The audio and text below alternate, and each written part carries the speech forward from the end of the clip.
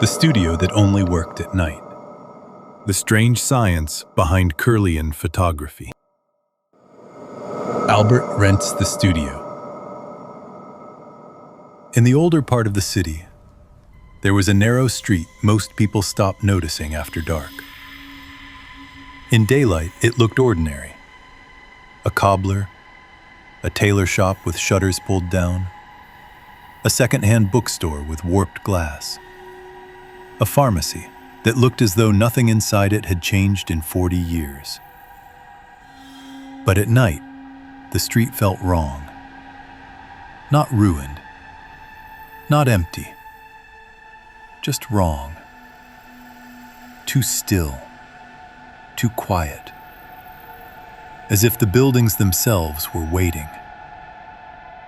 At the very end of that street stood a photography studio with no sign above the door. The old lettering had long ago peeled away. Only a pale, rectangular shadow remained over the entrance, like the ghost of a name that no one remembered. The front window had been painted over from the inside. Not neatly. The strokes were hurried, uneven, desperate. As if whoever covered that glass had not wanted anyone looking in. That was the studio Albert rented. Albert was not superstitious. He was tired, underpaid, and running out of options. He was also stubborn. He was the kind of photographer who still believed a photograph should be made, not simply taken. He liked dark rooms, chemical trays, silver paper hanging to dry. The slow, almost magical way an image emerged out of blankness. He believed an old room with cracked plaster, failing pipes, and bad wiring could still produce work with more soul than the cleanest digital lab. So when he found the studio listed at a rent so low it made no sense, he did not ask enough questions. He should have. The landlord was a thin man with nicotine-yellow fingers and one watery eye that never quite settled on Albert's face. He handed over the keys outside the building just before sunset. The previous tenant, he said, was a specialist. In what? Albert asked. The landlord gave a small shrug. Photography. Scientific, maybe. Strange equipment. You will see. Why did he leave? The man looked at the door for a little too long. Then he said, he stopped paying. That was all. Albert signed the lease that same afternoon. The first thing he noticed when he opened the studio was the smell. Old chemicals, certainly. Fixer. Developer. Dust settled into wires, moist plaster, stale paper. But beneath all of that was something else. Something sharper, dry, metallic. Like the smell the air carries for a moment after lightning. That same night, Albert knew he should have walked away. But he did not. The machine in the back room. The front room was mostly bare. A cracked counter, a mirror on the wall, hooks for coats, a stool in one corner, black curtains leading into the studio area. Behind that stood the old workbench, and behind that, the dark room. The sink was rusted. The trays were stained.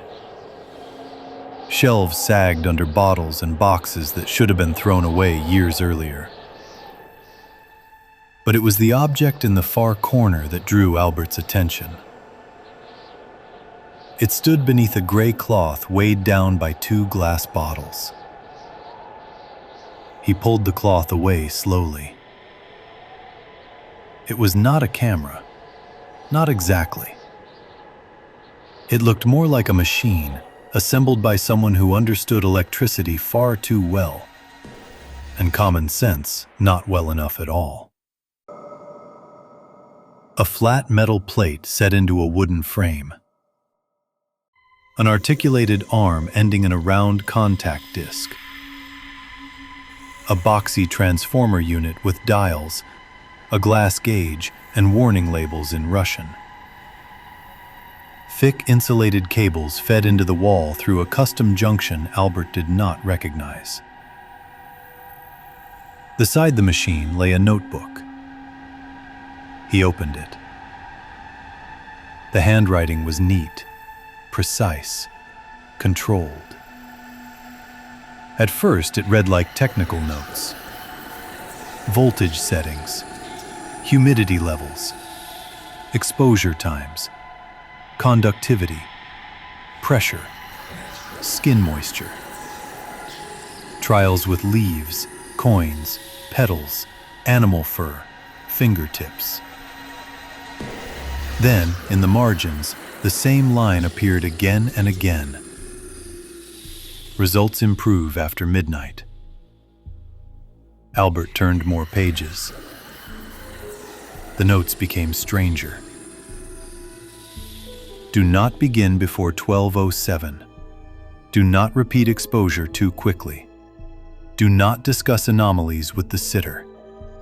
Destroy plate if secondary contour appears. Do not touch fresh prints with bare skin.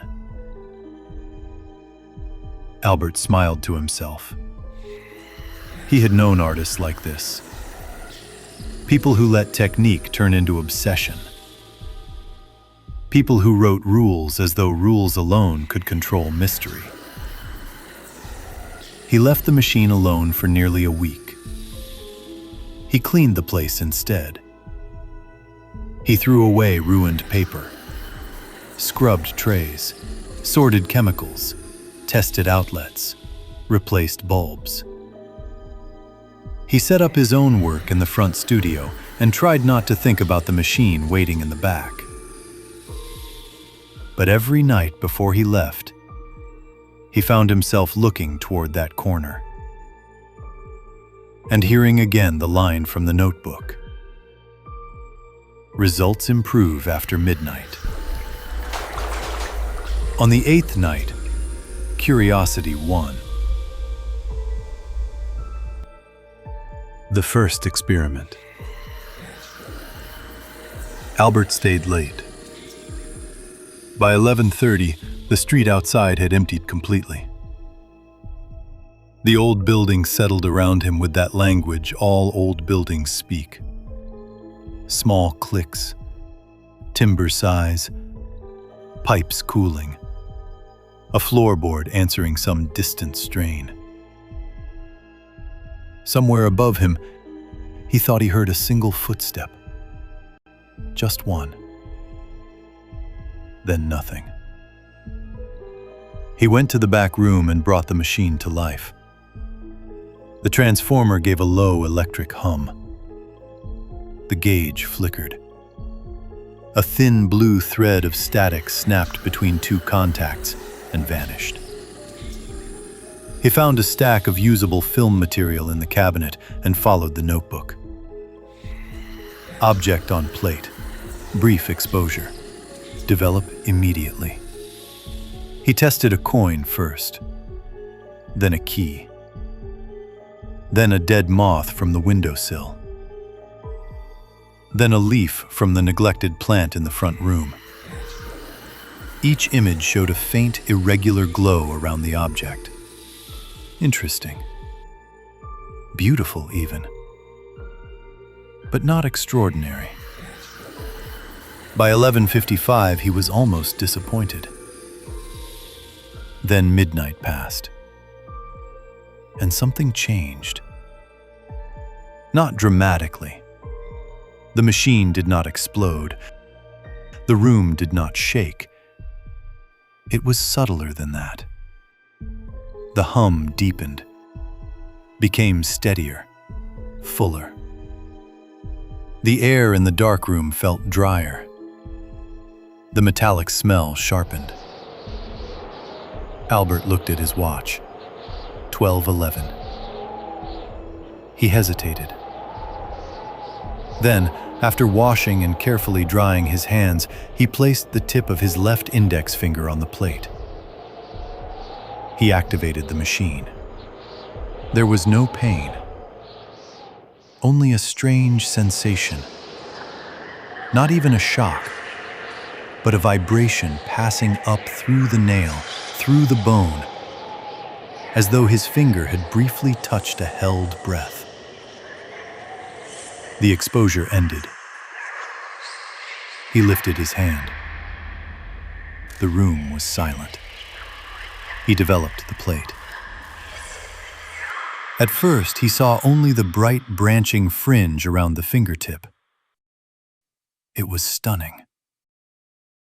Fine blue-white fibers radiating into darkness like roots of light. Then the plate darkened further. Albert leaned closer. There was a second outline.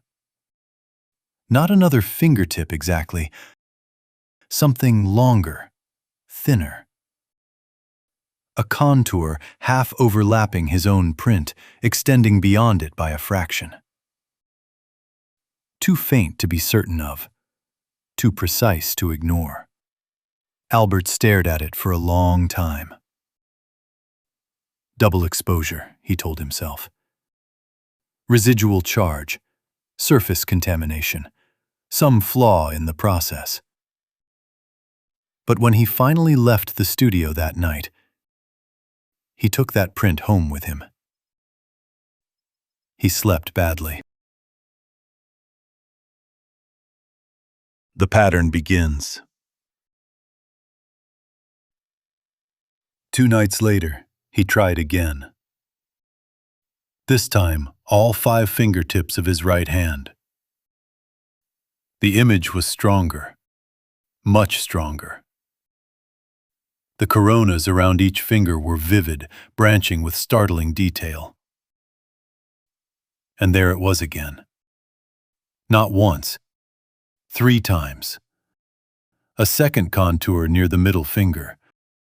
A pale crescent near the heel of the palm. And beside the outer edge of the hand, a pressure pattern as though something else had touched the plate at the same moment he had. Albert did not like the direction of his thoughts. He pushed them away. He decided he was documenting a forgotten photographic process. Nothing more. A beautiful, misunderstood electrical method. At first, he used only his own hands. Then he began asking a few late customers whether they wanted to try an experimental image. No extra charge. Most refused. Some agreed. A violinist with elegant, trembling hands. A florist with tiny cuts across her fingers. A nurse from the hospital nearby. A teenage couple who laughed through the entire session. Albert never showed them the finished results. He always said the plates were still processing. Still experimental, not ready. That was not quite a lie. Because each time he developed a plate after midnight, something else appeared. Never all at once. Never clear enough to become proof. But enough.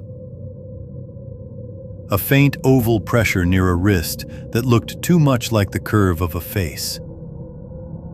3 extra fingertips near the florist's thumb, too long and too narrow. A cluster of marks beneath the nurse's palm like teeth pressed softly through cloth. Albert began pinning the plates to the wall.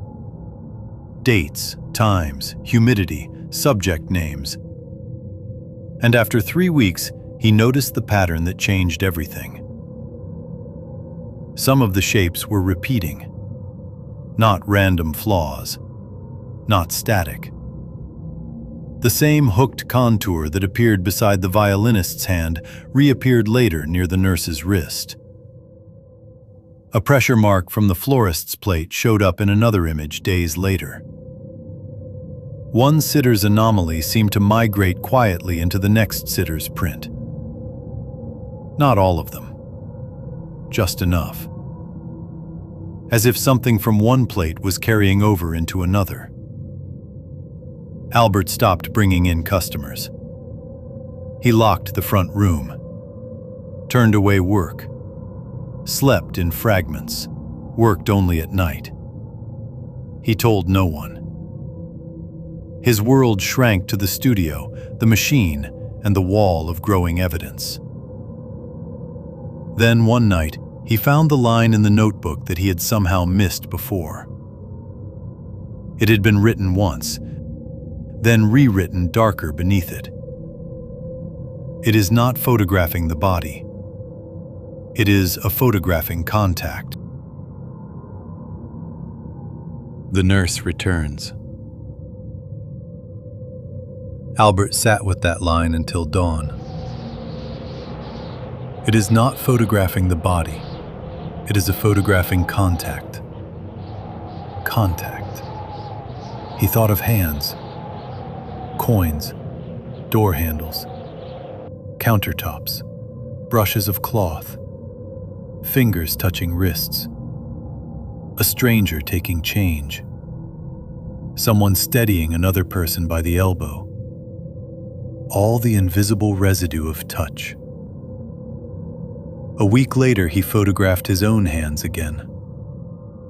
He almost destroyed the plate immediately.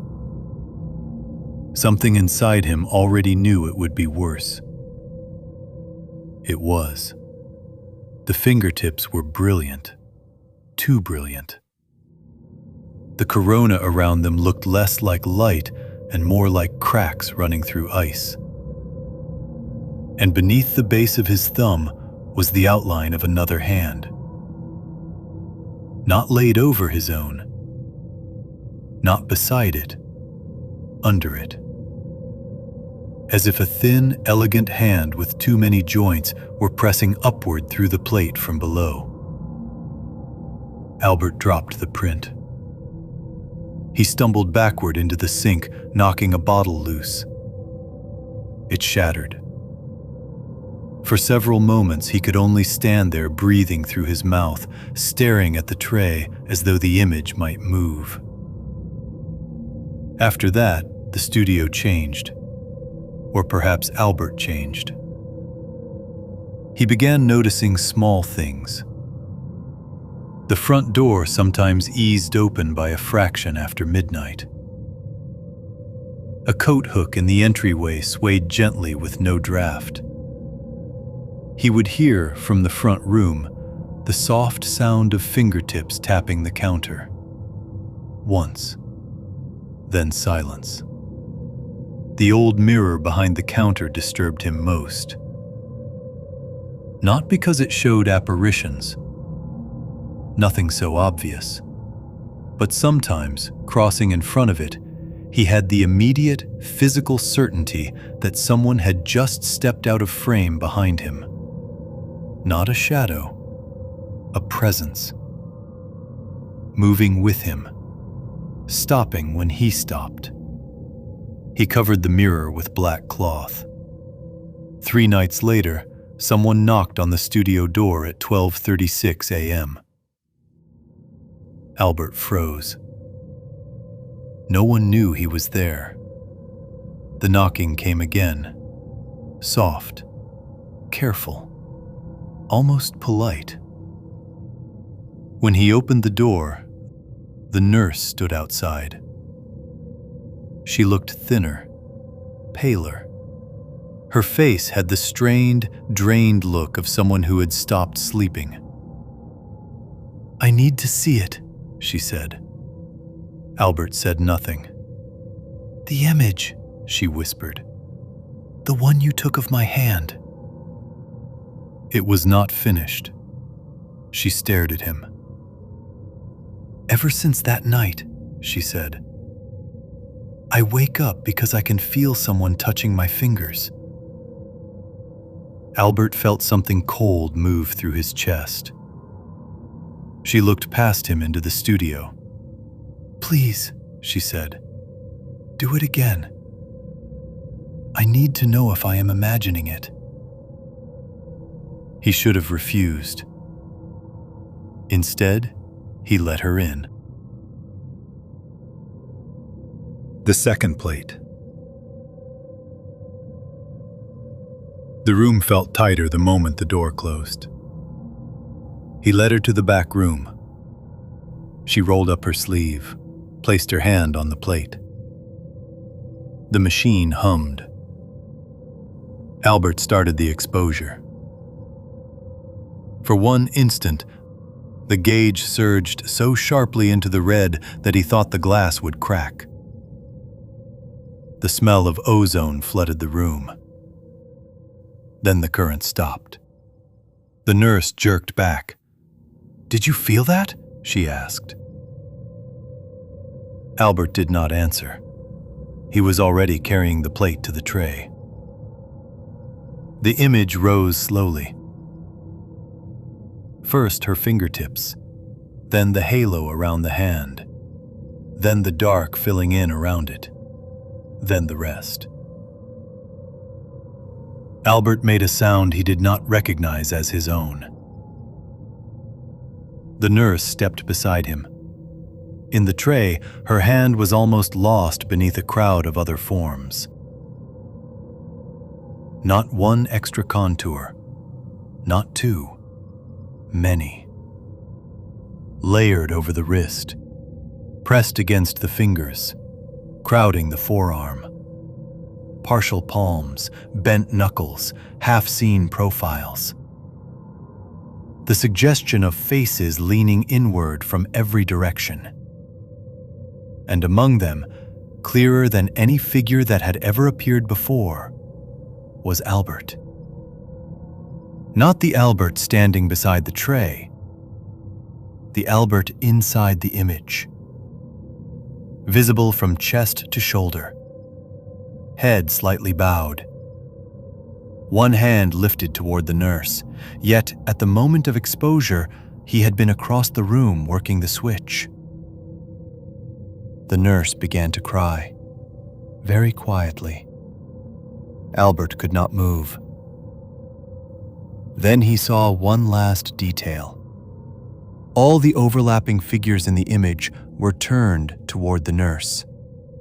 All of them except Albert. The image of Albert was turned toward the camera, toward whoever would later develop the plate, as if it had known he would be there to see it. The nurse left before dawn. Albert did not stop her. When the first strip of gray morning showed beneath the back door, he took every plate off the wall and spread them across the floor. Albert decides to destroy the machine. Now he saw it clearly. The spread, the repetition, the transfer from sitter to sitter, and increasingly from plate to plate, himself. First a fingertip, then the edge of a hand, then his shoulder, his jaw, his profile, and in the latest plates, almost his full figure. Whatever the machine was recording, it was not simply the people who touched it. It was building something. A layering, a record, a chain. Or something worse, wearing the shape of a record. By evening, Albert had decided to destroy the machine. He returned after sunset with a hammer, wire cutters, and a bottle of solvent. He locked the door, covered the windows again, unplugged what he could, opened panels, cut wires. The machine resisted him in absurd little ways. A bolt that would not turn. A cable drawn taut as if someone were pulling from inside the wall. a fuse too hot to touch, though the power was disconnected. Midnight passed while he worked. At 12:14, the lights in the studio dimmed once, then steadied. Albert turned toward the dark room. The machine was on. He was certain he had unplugged it. The gauge glowed a weak, poisonous green. A single blue thread of static whispered between the contacts. On the workbench beside it lay a fresh plate. Albert had not put it there. He stood very still. Then, as though moved by something older than fear, he stepped closer. The final plate. The plate was already in the developer tray. He had no memory of placing it there. The liquid rocked gently at the edges, though nothing had touched it. An image was rising. Not a hand, not a leaf, not a fingertip. A room. This room. The workbench. The hanging cords. The shelves. The doorway. Even the dark cloth covering the front mirror. And in the center of it, rendered in branching white fractures and electrical bloom, stood Albert himself. He was facing away from the camera, looking toward the darkroom sink, looking toward something behind him. Very slowly, Albert lifted his eyes from the tray. The room around him was silent. Then he noticed what the image had shown first. The darkness behind the sink had thickened. Not moved, not risen, simply become occupied. He could not make out bodies, only density. The pressure of many upright things standing where empty space should have been. His mouth went dry. He looked back at the plate. Now the figures behind the Albert in the image were clearer. Rows of them. Every sitter. Every transferred contour. Every layered contact. The violinist. The florist. The nurse. The laughing teenagers. And others too. Shapes that had never belonged to anyone Albert remembered inviting into the studio. All standing behind him. All turned not toward the camera, but toward the Albert in the image. Toward his back, as if waiting for him to understand they had always been there. The tray slipped from his hands and shattered on the floor. The darkroom went black. And in the silence that followed, Albert felt something no image had fully prepared him for. A touch. Not on the shoulder, not on the neck. A careful, almost intimate pressure of fingertips settling one by one across the center of his palm. From underneath, as though another hand had finally found its place against his own. Then a second hand, then another, and another. The street outside remained quiet until morning. When the landlord arrived 2 days later, the front door was locked from the inside. The windows were still painted over. The workbench was neat. The machine was still there, but Albert was gone. The only thing left in the darkroom was a line of drying plates clipped above the sink. Most were blank, except the last one. It showed the edge of a hand on the plate, its corona bright and branching like frozen fire, and around it, so many overlapping fingers that it was impossible to tell which hand had belonged to Albert at all.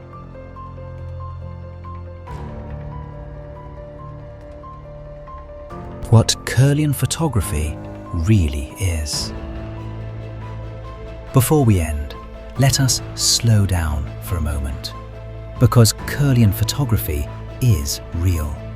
and many people have misunderstood it for a very long time.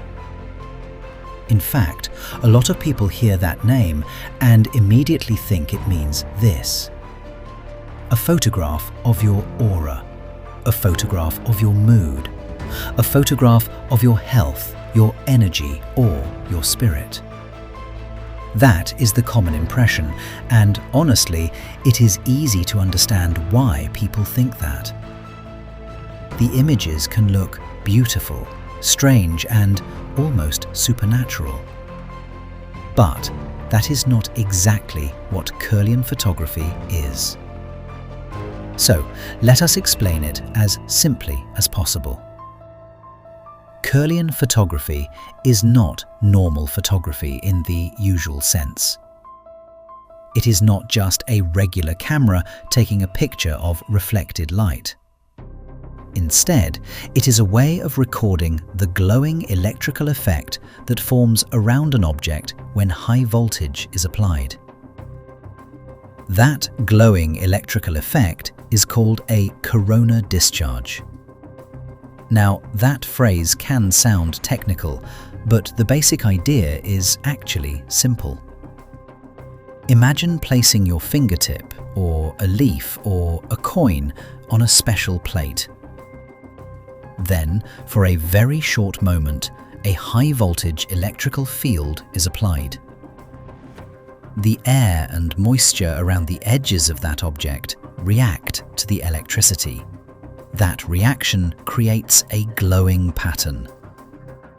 And that glowing pattern is what gets recorded.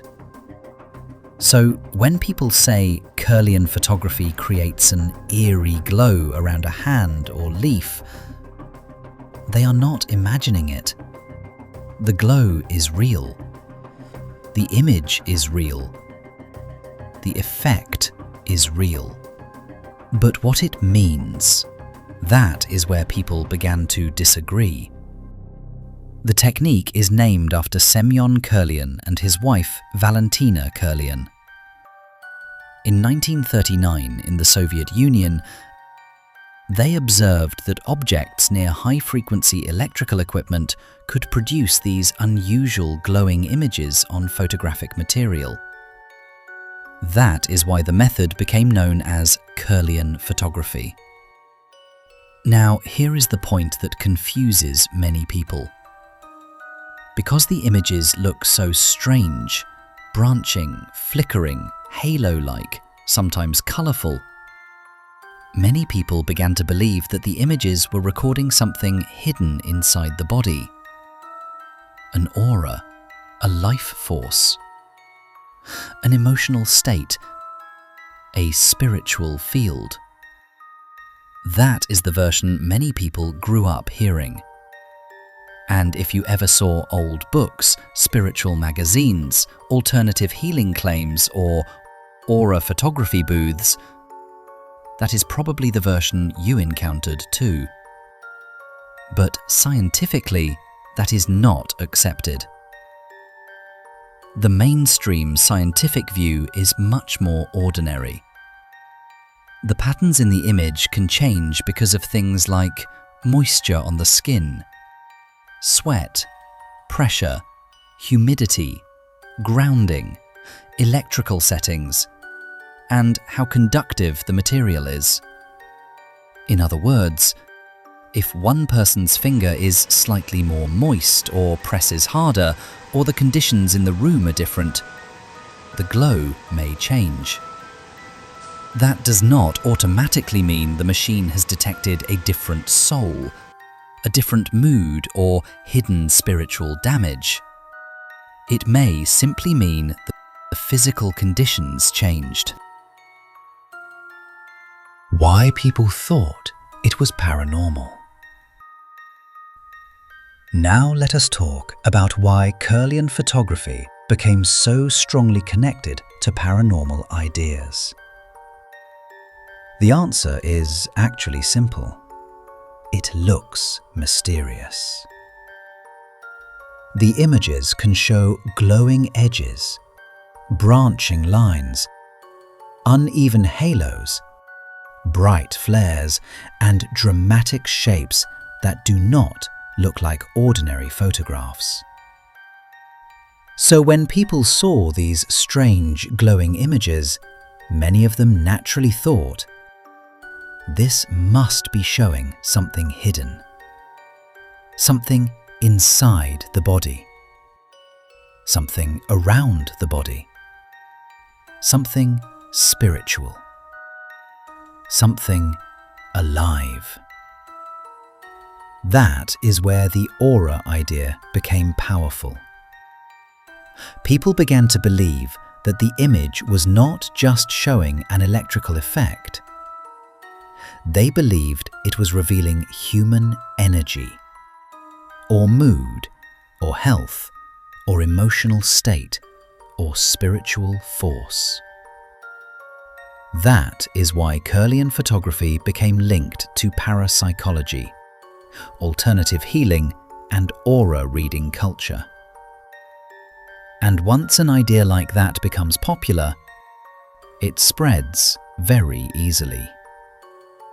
Because it is exciting, it feels meaningful, and it offers people a visual image for things that are normally invisible. That is very appealing. But this is where science becomes important, because the scientific explanation is much less dramatic. Science says the glow can change for ordinary physical reasons. For example, moisture on the skin, how hard the object is pressed, the humidity in the room, the electrical settings, the grounding, and the conductivity of the material. All of these things can affect the result. So if one person has slightly sweaty skin and another person has dry skin, the images may look different. That does not automatically mean one person has a stronger aura. It may simply mean the electrical contact was different. That is a very important point. Let us use a very simple example. Imagine two people place their fingertips on the same plate. The first person presses lightly. The second person presses harder. The electrical effect may change. The glow may change. The image may look brighter, broader, or more dramatic. But that does not prove anything spiritual happened. It may simply mean the pressure changed. Here is another example. Imagine the room is slightly more humid on one day than on another day. That alone can affect how electricity behaves around the object. So if the image changes, the reason may be physical, not paranormal. This is one reason mainstream science does not accept Kirlian photography as proof of aura, spirit, or hidden life force. The glow is real, but the paranormal interpretation is not scientifically established. That distinction matters, because many people mix the two together. They see a real effect and assume the supernatural explanation must also be real. But those are not the same thing. The effect is real. The meaning assigned to it is the disputed part. Now let us talk about colour, because this is another place where many misunderstandings happen. A lot of people believe that the colours in aura-like images have fixed meanings. For example, blue means calm, red means anger, green means healing, Yellow means intelligence. Purple means spiritual power. That kind of system is very common in aura reading culture.